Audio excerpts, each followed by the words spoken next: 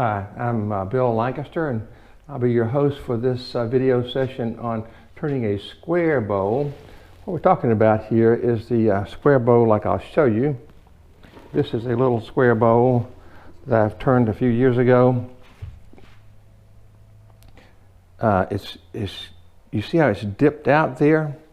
The bottom is turned with a little recess or a mortise on the bottom, and then turns out to have a nice little curve to it. It's about a 3/16 of an inch thick maybe, and this one's been sandblasted, which gives it a little different texture.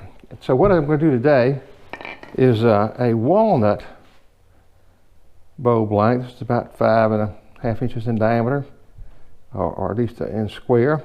I put a tenon on both sides, as you can see. And if you've seen my previous videos, you know I like to use the tenons. I've drawn this line across it at about 1/2 inch down, and that line is important because you do not want to cut above that line when you're doing the bottom. And I'll show you what happens if you go above that line. You lose your corners. I tried one of these yesterday and I got quite frustrated with it, but you see my line, and I was trying to do a nice curve to the bottom, and I went way above the line up to the top, and you lose your corners. You can see the rounded off corner. Now, this is not a lost cause. You can get that pointed corner back by putting this on a bandsaw, face down, and just take off a 1/8 of an inch on each side, and might have to take 3/16 of an inch off of this one to get the corners back, and you can get them back, and that's how you do it.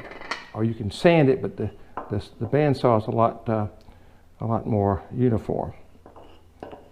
So that's what you can do. Now I'm going to put this on the lathe.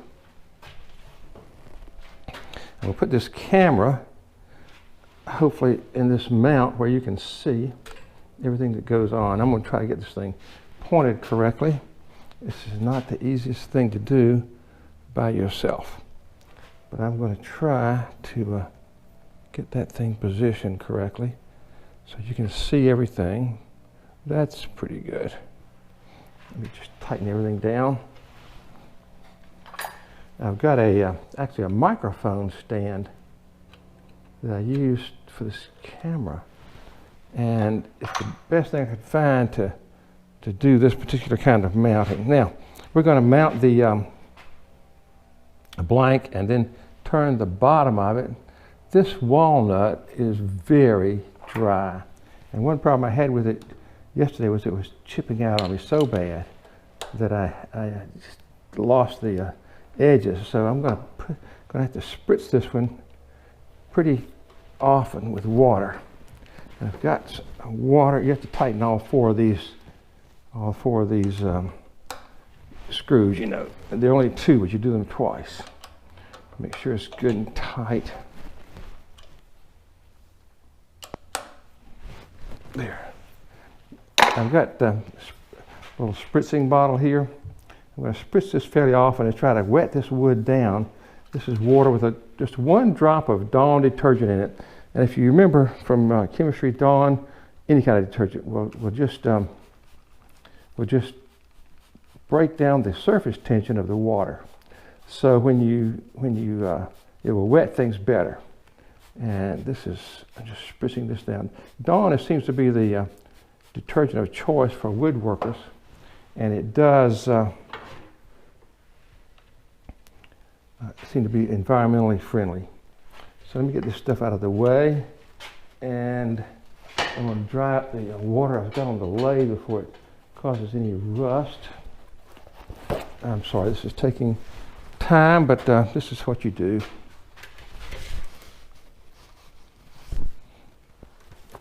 Okay, now let me get a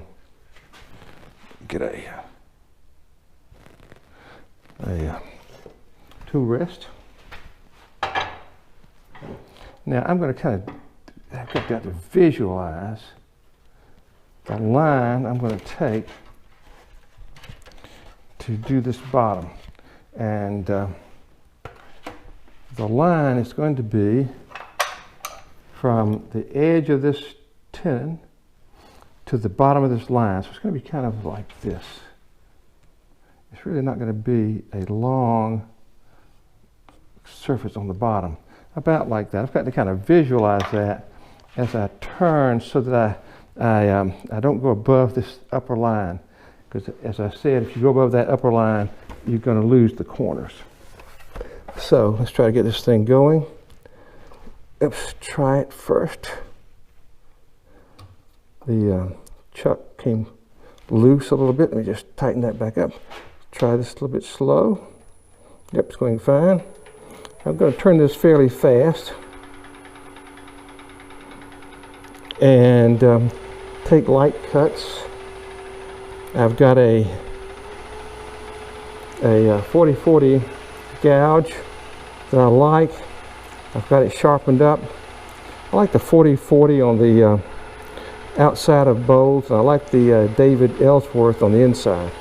I'm going to take light cuts across here, and you'll see when you're doing a square bowl or any irregular shape, you've got you're cutting wood, then air, then wood, then air, then wood, then air. So you got to remember how you do this. You got to do it by feel and sound as much as by sight, because you can't really see those corners flying around very well.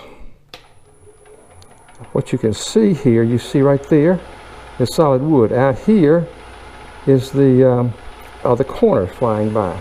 So I'm going to just take a little light cut to begin with across here.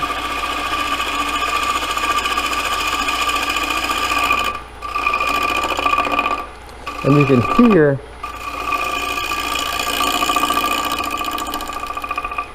hear the corners fly by because they make that little dot noise. And just a little light cut. Spritz it again. Now let's see, try to do this. I've got to see my shape again. That's the shape that I want. Try to mimic that shape going up.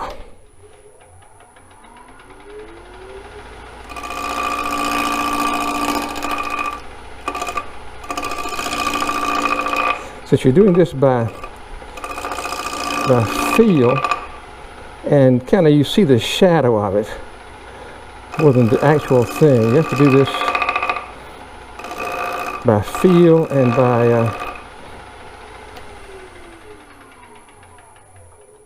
a little bit of vision.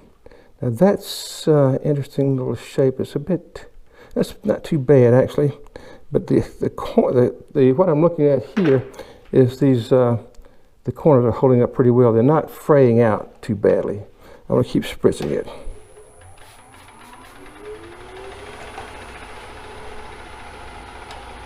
Here we go again.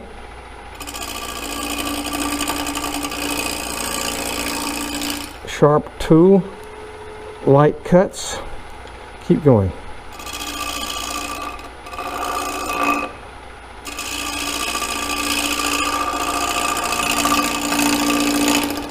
With the 40-40 gouge, you push down the tool rest in with your other hand.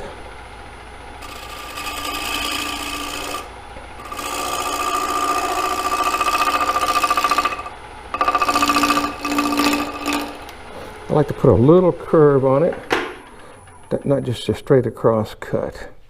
And it's doing pretty well. I'm pleased to see that. I'm going to spritz it again. And let me see my curve here. I've got to go a little higher on it. I'm going to just turn this and make sure I'm not hitting the tool rest. Try to get that sort of parallel to my cut that I want. Okay, spritz it again.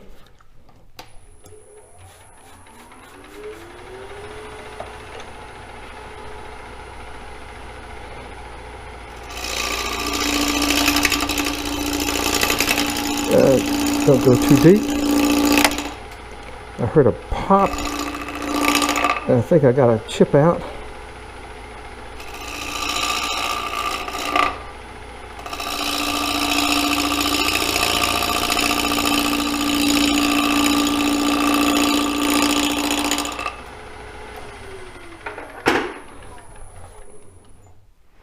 You see, I'm almost at my line there on the top. So I've got to go back to the bottom here and bring my curve around. There's the line that I want. So it's going to be a little bit more like this to begin with. Got to get over there. Okay.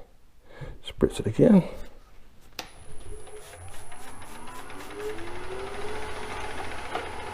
You don't normally have to spritz these things, but this one is so dry.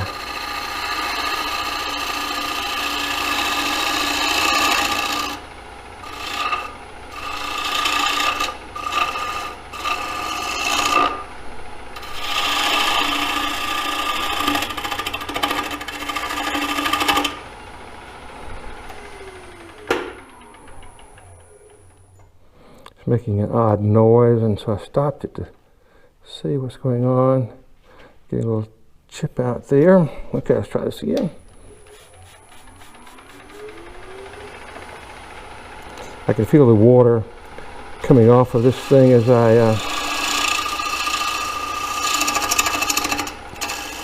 if you get in too deep, just stip it out. That's what actually hardwood says to do. Just stip it out a little bit, which I have done. And do a couple of turns instead of just one.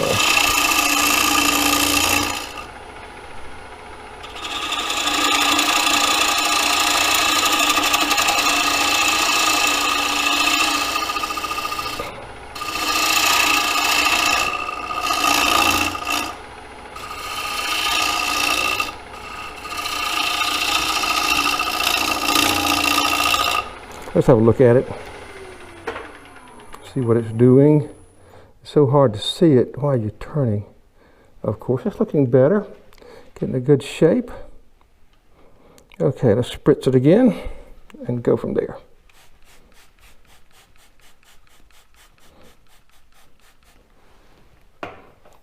And what I want to do is come some more this way. I've got this tenon on the bottom. I'm just going to have to leave this recess, I think, as part of the design. We're doing a little design in flight, as they say.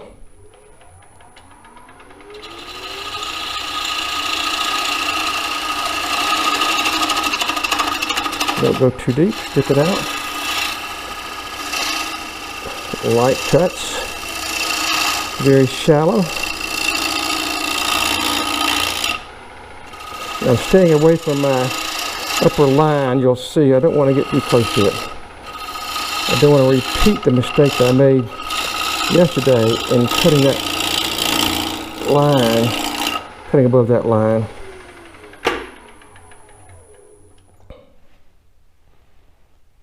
Now I'm just going to have to take that out a little bit more and I'll be in good shape. So far so good. Spritz it again.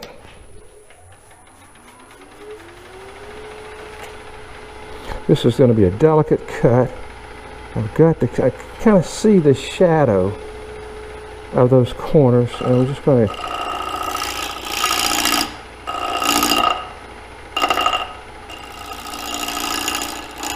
easy. Dadgum, I think I got a chip. Let's see what I got. Yep, chip right there. But that's not too bad. That chip I'm going to have to repair with probably a bandsaw or a sander. But you can see what you have to do. That gets the bottom pretty well done. Now I'm going to that last little corner right there. I want to do that little number right there. Look at this thing.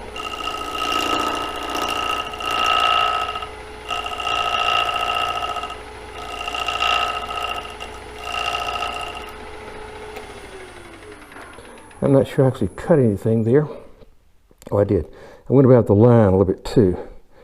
So on a couple of spots. See right there, I went above the line. That's not what you want to do. Now I'm going to come down on the other side and try to do the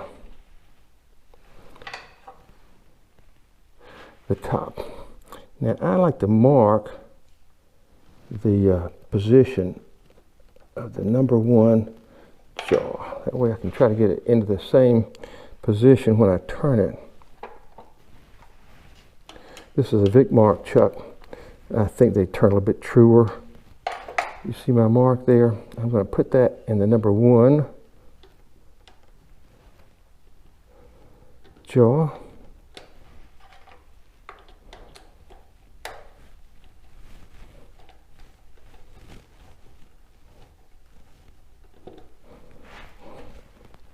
Get that thing centered.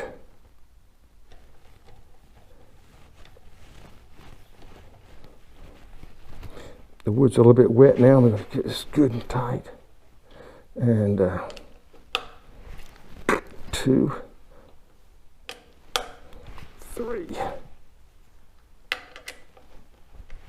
4. There we go. Now, to do this other side, I've got a drill here. I'm going to mark the depth about where I want to end up.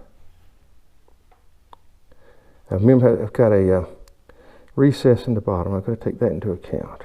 That's about right. I had this done for a previous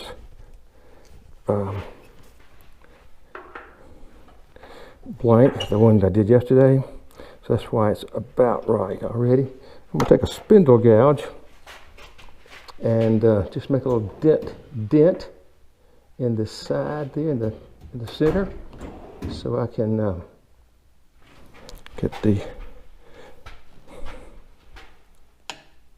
get the drill going right.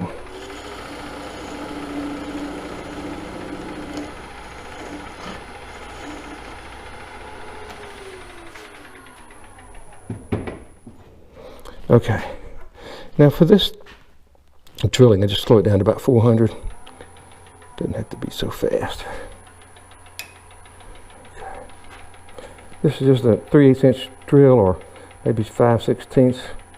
And I just got it mounted in this wooden thing with a little CA glue, and so in it goes. And I got to come out and clear it, and then go in again. Right, and then one more time. Up to about right there, then I quit. Can't go too deep, you'll mess up. Okay, now that's my center point.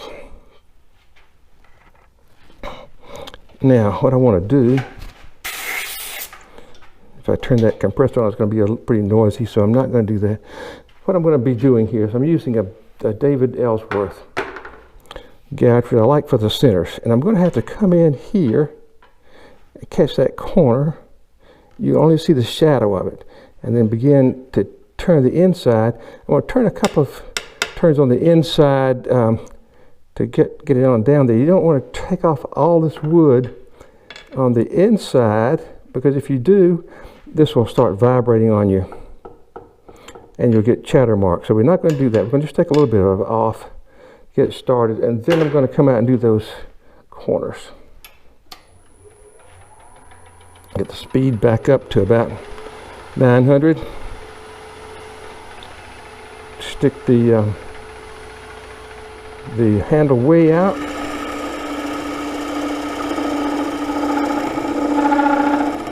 The David Ellsworth is such an interesting gouge. You can do the inside of a bow all the way down to the bottom without even using a bottom feeder gouge, which is pretty amazing.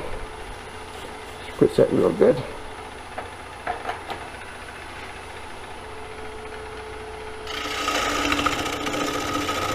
And you see with this gouge, well, what's wrong? It's almost wide open. You need to learn how to use the Ellsworth gouge to do it this way.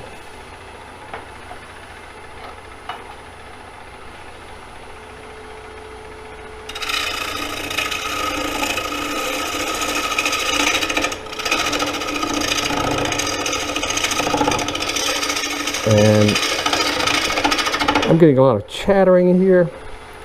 I don't know why. Probably because don't have the right angle on this gouge. And my tool rest is also moving on me. Trying to get that thing straightened out.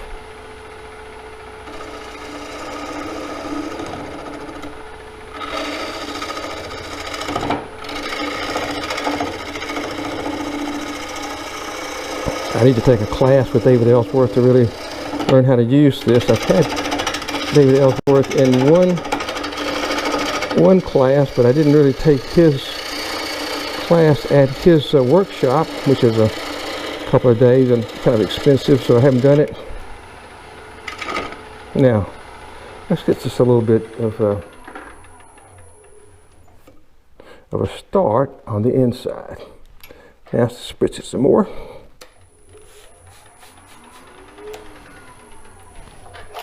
Now this is the part where I've got to do this delicate little cut, catch that corner and go in.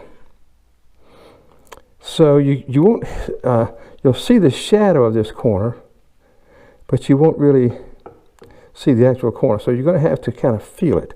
And one way to do it is to put the heel of the gouge against it and come out. It goes da, da, da, da, da, da, da, da. When it stops doing the noise, and you turn it slightly and go back in. I'm going to try to just visualize the corner and go in, see the shadow and go in, but I'll let you hear the other sound. This is the heel coming out. You hear it? And then right there I can turn it around. Now I'm going to try to go in. I think I'm going to do a little extra help here for myself. I'm going to make a mark on the tool rest where that corner is. The tool rest is wet, so it's not making a real good mark, but there it is. So I know when I get to that point, I should be hitting that corner. I'm going to get this bevel pointed right in the direction I want it to go. Just try to pick up the little shadow of the corner.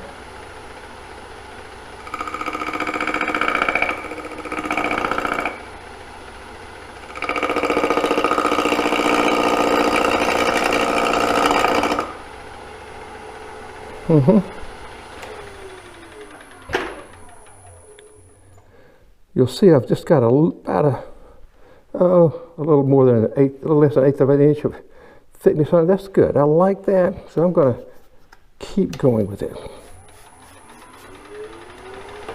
I'm not going to do another depth cut. I'm just going to do a little sideways cut on it toward the center.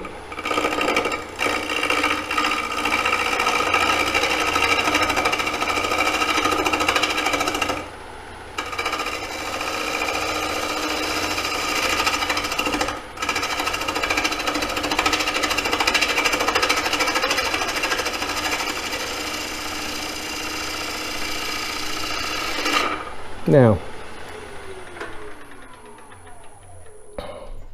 this is very good progress. I'm going to spritz it again. I just got to keep digging this thing out until I get to the bottom of my hole. Let's do this thing.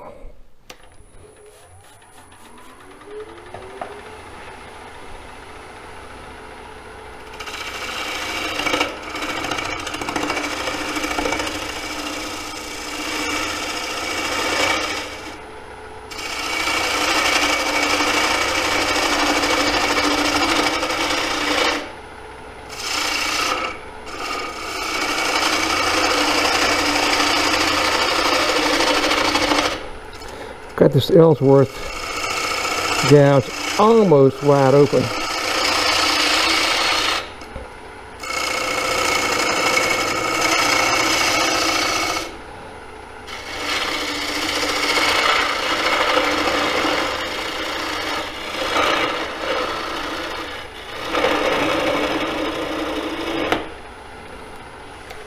Now,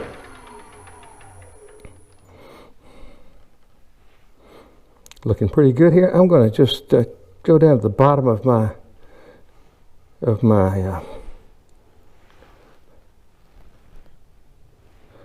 hole and see how we are. I'm looking good though up here on these corners. That's the main thing on doing a square bowl, is to protect those corners. So pretty good so far. I've got to take another little cut parallel to the, I'm going to try to duplicate this bottom here. You see, that's what I'm doing. So let me try to get another little cut going there.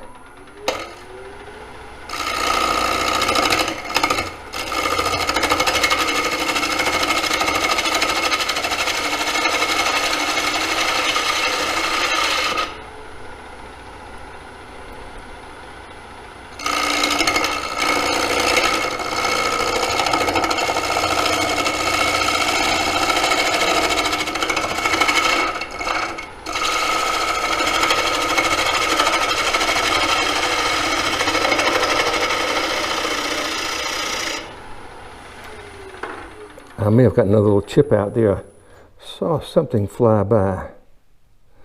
Nope, it's okay. Now you'll see we're starting to get a little curve here. That's what you want. That's going to be good, because you'll see, like on my other bowl, the one that's already been done, you end up with this kind of curve. So we're going to go pretty deep into the walnut here to make that curve. Okay, coming along. Let's do some more. Spritz it again.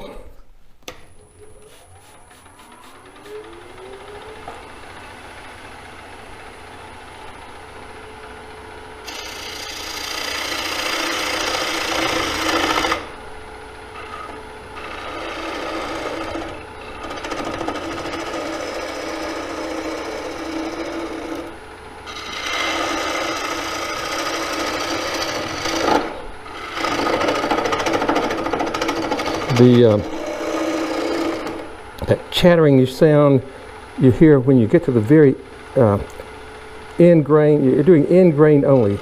The bottom of that cut toward the center. So you're going straight into the end grain. And I'm trying to angle this Ellsworth gouge around so that it does a little bit better cut.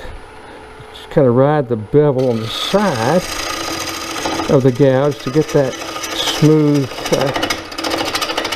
If you get, so I've got a little bit too deep, I think. There we go.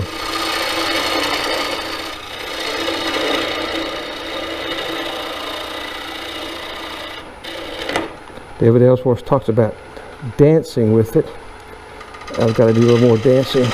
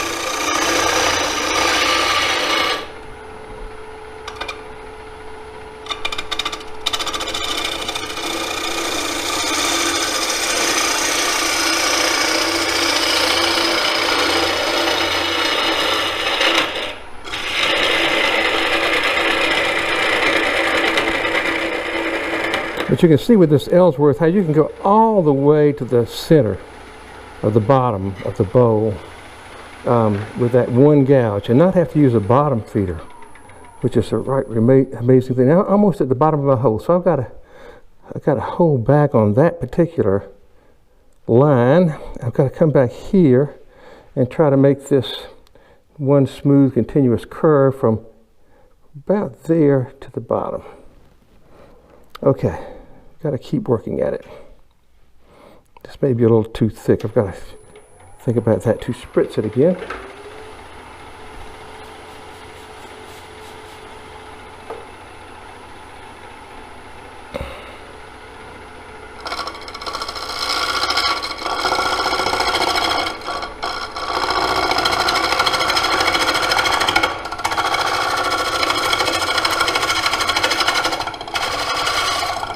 Got to take thin cuts. I'm trying to discipline myself to do that.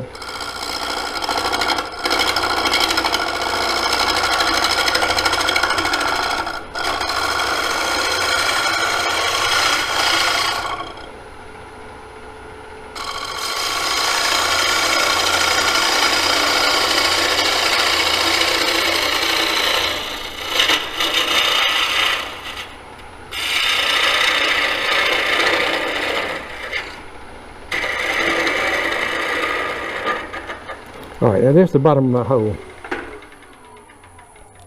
I think I better check to see how thick I am, and I'm pretty thick. So I've got a little more depth to go in the hole itself, and I've got a little more up here to do. I'm going to do this first because I don't want to get it vibrating and chattering on me. So let's spritz it.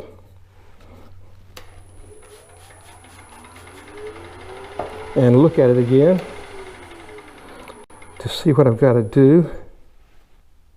That little mark is again on my corner. I'll move this tool rest in a little bit closer. Oops, too close. But that's about my corner, and I've got to go in and down to that point. But this is too thick. Good Lord. Well, I've got to remember I've got some recess on the bottom with a tenon, so I'm not going to go too deep. Let's try another cut here. Trying to catch this edge out here. There we go.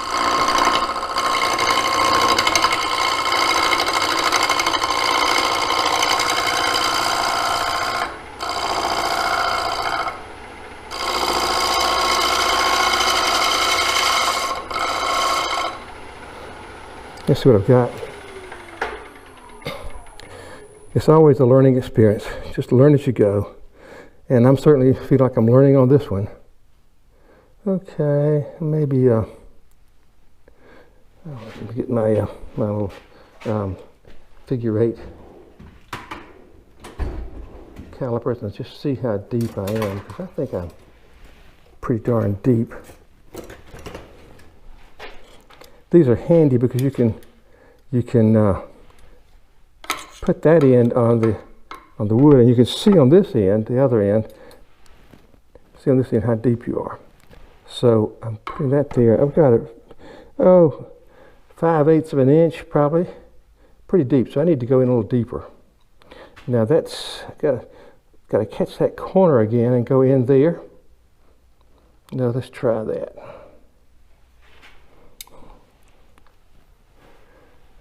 Okay, nerve-wracking a little bit. Spritzing it.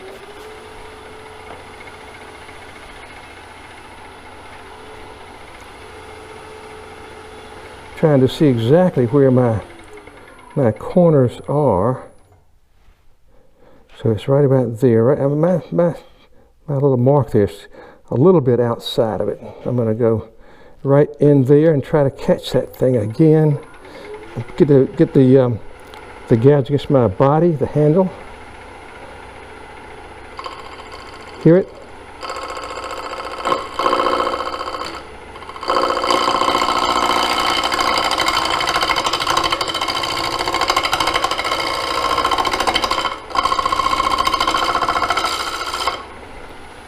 Let's see what I've done to it.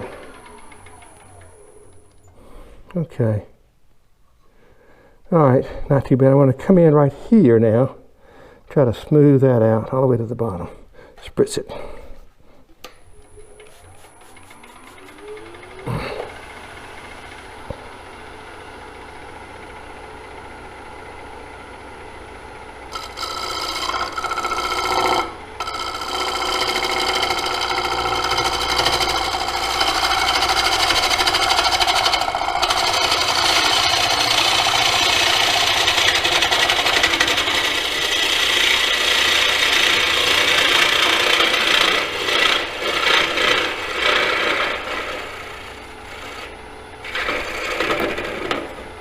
Ain't that fun though? Tell you what, that's something else. Okay, now it's coming along. I've got a nice square bowl. It's a little too thick. And the reason it's too thick is I've got a recess on the bottom, trying to allow for that. Now I've got an awful lot of chisel marks in this thing, and I'm not happy with that. I need to, don't know if I can get it any smoother than that. I can probably do it better with the negative rake scraper. This is too thick. Why is that too thick? I think the reason I'm getting a thicker middle here than is on the edge It's because of the recess on the bottom and the tenon that's there. So I'm going to try the negative rake and see if I can smooth that out a little bit. Hang on a second when I get it. If you don't have a negative rake scraper, get one.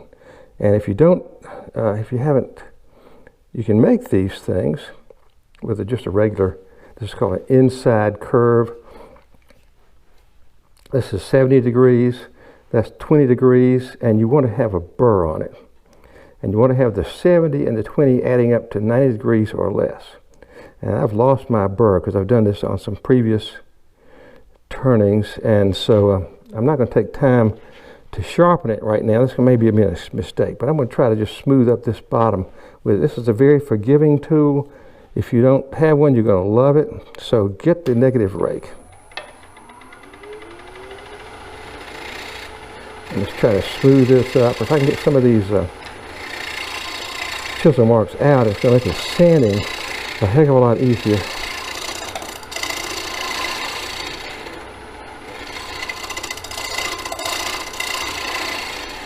Let's see what I've got. Yeah, that's better. Now I'm going to have to come out to here and hopefully not get chatter marks. Vibration. We'll see what happens.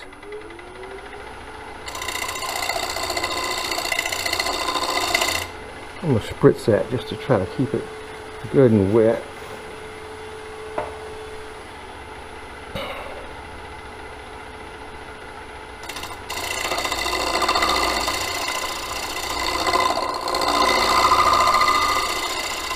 When you hear that, that kind of sigging noise, that's vibration. And that vibration can lead to chatter marks. And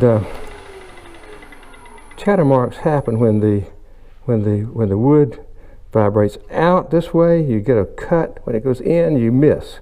So it's a little bit of each. But you can see, I've got a little ridge right there I need to take out.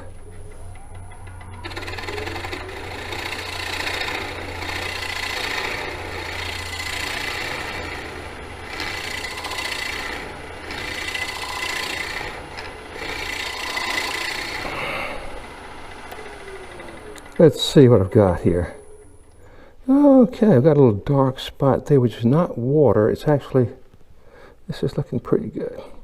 So I'm getting close to being able to sand that, and I will start with a 80 grit because I want to have to take out the chisel marks. I've got another little hump right there I can feel. Take that out so I can do it like this.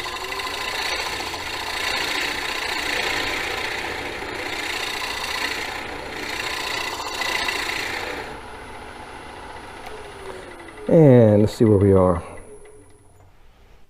Okay, I've still got a little hump right there.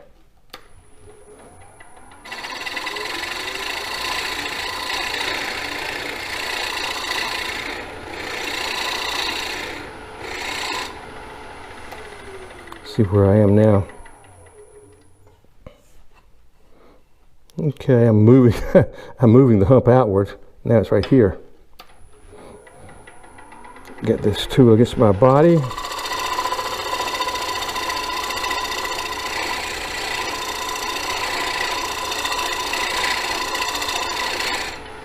Give it a little David Ellsworth dance. Let's see what I've got. Okay, looking pretty good. Pretty good. Okay, not too bad. I think I want to start sanding now, and I'm going to use, got a hump right there. I'm not sure I can get that. I'm going to try it with the negative rake, and hopefully I'm not going to damage this piece.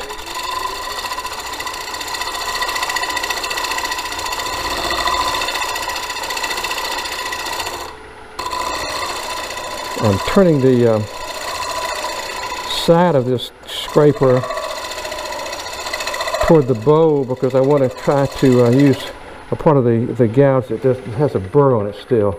I've lost the burr in the center. That's not bad. I've got a little spot right there I don't like.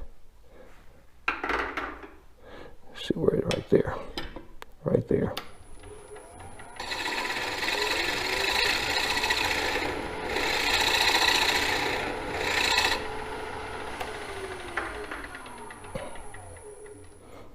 Okay, pretty good. Now, I'm going to show you what I'm going to do with this sander.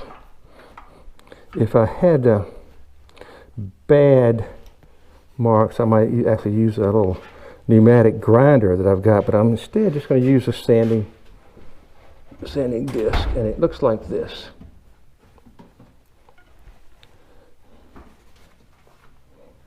You get these sanding disc just mounted on a stick. It's just one of those little mandrels with a Velcro pad on it, and then on the end of it, I've got an extra Velcro pad that'll take the punishment. So when I wear this out, I can get a new one and replace it. The heat is the enemy of these things. So when you get them hot, it will melt the Velcro, and the pad will fly off. So what I need is an 80, and I think I've got one here. Well, somewhere. Yeah, there's an 80. So you put I should probably use a new one, but I get this on here, and you got to angle it so you don't catch the sides of this thing with the corners. Angle it in there to try to do this. I'll do a little bit here.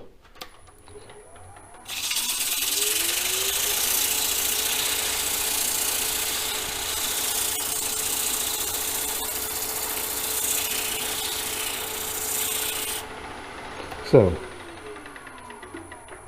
I did not, yeah, that's coming along. I did not sand the outside, and I should have while it still had a tenon here, but I can either put it on a vacuum chuck, or that's probably the best way to do it, put it on a vacuum chuck. I've got a chip out there, which came with, I didn't notice that before, came with the bottom. I can do a little bit of sanding on that corner. Okay, so you see how you do it. I'm going to take this off so you can kind of see it better. Let's take this off. And I'm going to mark again where my number 1 jaw is, so I can get it back there if I need to. Okay, now let's get take it off. I want you to see this thing. Nope, that's not the right one.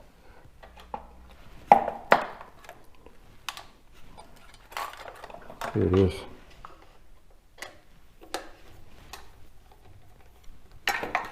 Well, there it is. I've got a little bit of a problem here. I need to sand that on out to the very corner, and do the bottom. I've got a chip out there. So I've got to decide if I'm going to actually put this on the bandsaw face down and take off an 1/8 of an inch on each side to get rid of that chip out, or if I'm just going to sand it and leave it. But there's your walnut square bowl, and that's how you do it. I hope you got to see enough of that to be able to do it yourself. And of course, it's always a little extra needs to be done. You never quite finish with these, it seems like. That's a little thick. And the reason is I have this recess here. I didn't want to get too thin on it. I should probably go a little thinner on it. And I can always, if you mark the spot where the jaw wash, you can put it back on the lathe, and it'll be pretty true. But there it is. So I'm going to leave it at that and let you do your own from that point. So let's see what I've got here. I'm not sure. Anyway, I'm going to leave you at that point, and we'll see you next time. Bye.